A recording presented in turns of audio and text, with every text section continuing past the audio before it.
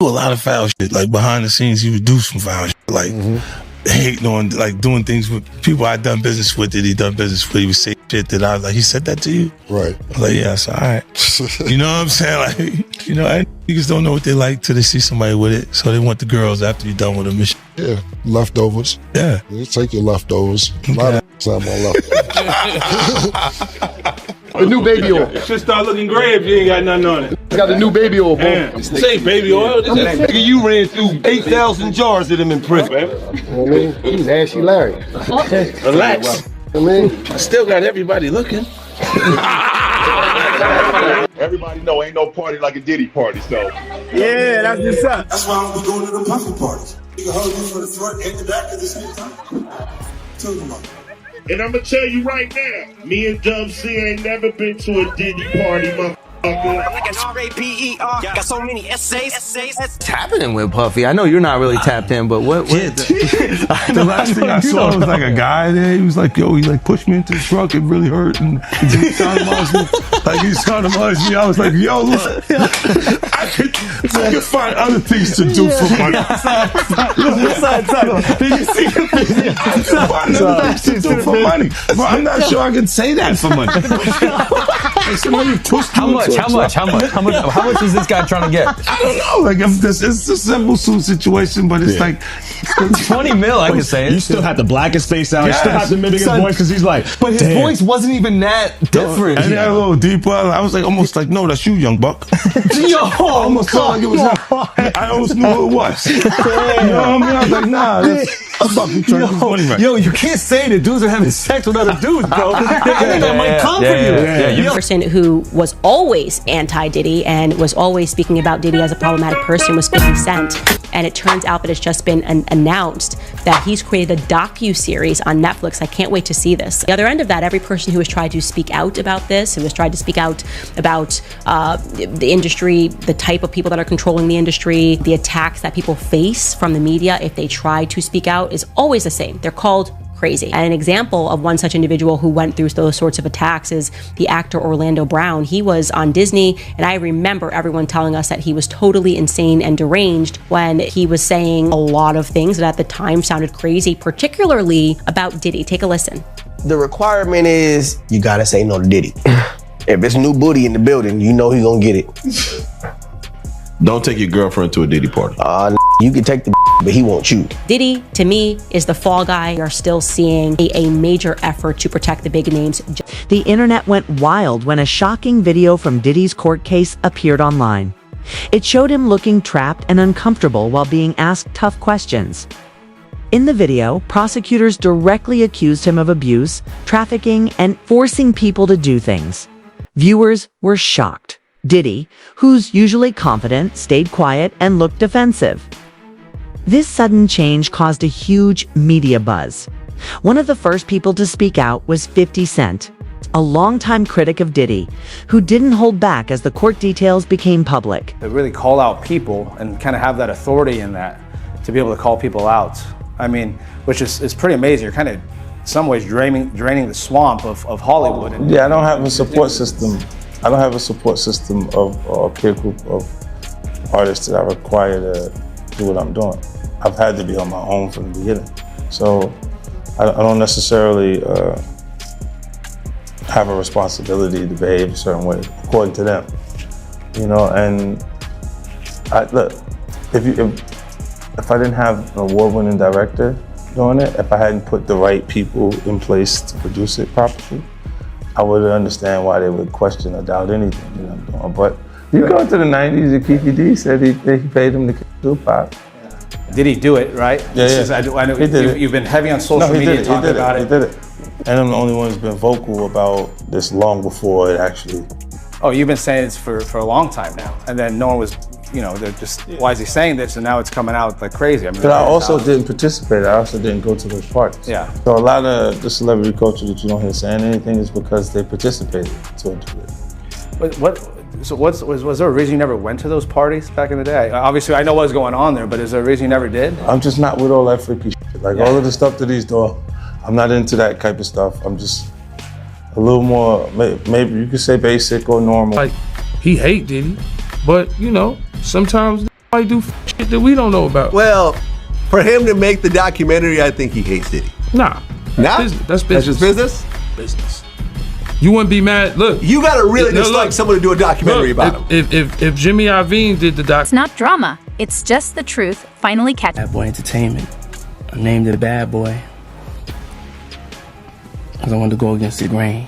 Anytime you go against the grain, they consider you like kind of bad. Nothing negative, nothing like hardcore. Just, I didn't want to be regular. I didn't want to just make records. I didn't want to just make money. I wanted to make history. And that's all it's ever been about for me, making history. And making music that's timeless. Music that's gonna be around when I'm not here, when my kids ain't here. Music that is that good. And having artists and videos and things that, you know, really affect way of life in a positive way. Affect style, fashion, music. Reacted quickly. It's just hours after the court video went viral. He posted a picture from it on Instagram with the caption, "Told y'all he was moving dirty. The truth always comes out." His post wasn't just a joke hit, was a serious message. Fans filled the comments agreeing with him. For 50 Cent, this wasn't just a chance to tease Diddy. It felt like proof he'd been right all along.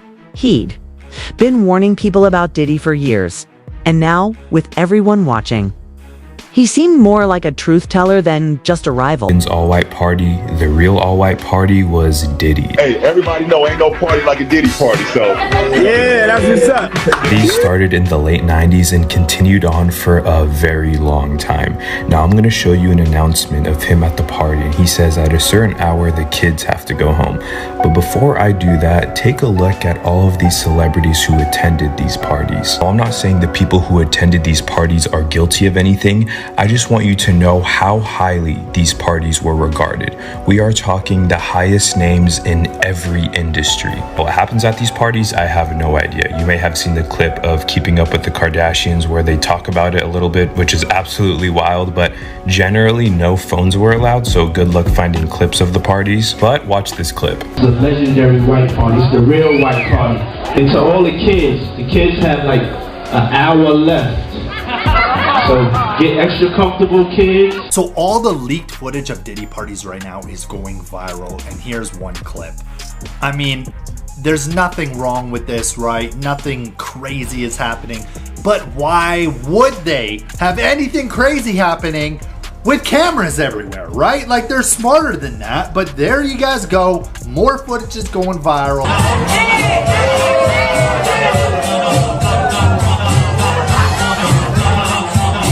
I met Puff, I was afraid of success, afraid to do anything that could put so much attention on me. And then when I met him, he was the complete opposite. And he was such a good thing for me because I needed what he had. And so his ambition pushed me to be ambitious because I didn't know how, because, you know, when you come from where I come from, you're scared to be ambitious. You're scared to want more.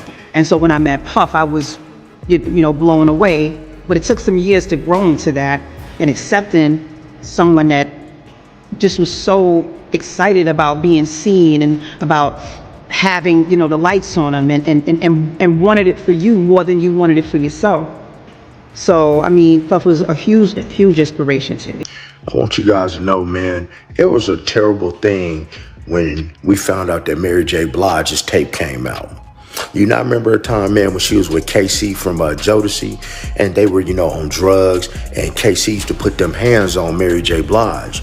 So back in the day when her freak tape came out, Mary J. Blige even said herself, this was her rite of passage. Guys, I'm born and raised in Las Vegas, and I remember the day, man, she had a concert out here in Las Vegas, and she was so high, she was like, hey, how you doing tonight, Los Angeles?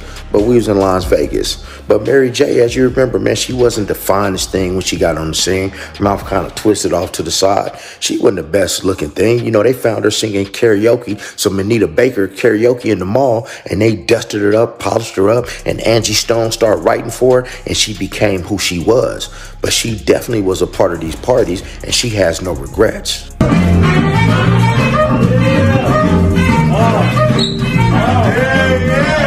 The Gate, y'all remember the second album, but Usher does have a first album that's a classic that you know I executive produced. But most importantly, that's how he became my brother. And to see the way you grow, you have grown, and to see you get better with your craft, and to see the man that you turned into and the consciousness that you have. I know you've been speaking to Harry Belafonte because you hooked me up with speaking to Harry Belafonte. So your consciousness, you know what I'm saying, has really been a shining example. And the way you just spoken and articulated yourself. Imagine me having guardianship for you at 13, and then now you speaking the way that you speaking. You know what I'm saying? It's like you know, I'm so proud of you. Papa don't hit me no more. Kick in the door, waving the 4-4. All you heard was Papa don't hit me no more. Let's go. Kick in the door, waving the 4-4. Hey, hey.